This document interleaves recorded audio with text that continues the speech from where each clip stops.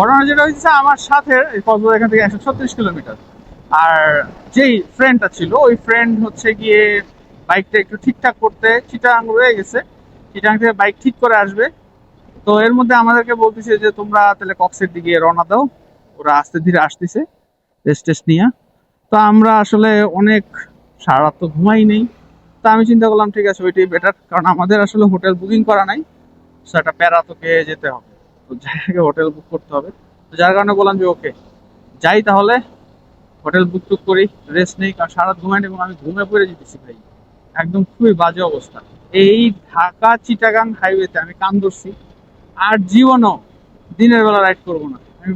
কান ধরছি মানে গরু ছাগল, মানুষ রূপী সব গরু ছাগল, মানুষ রূপী যেমনে ইচ্ছা রাস্তা পার হয়, যেমনে ইচ্ছা অটো ঘুরায় দেয়, মানে কোনো নাই, কোনো সিস্টেমই নাই। যাক এখান থেকে 135 কিলোমিটার রাস্তা এখন পার হইতে হবে।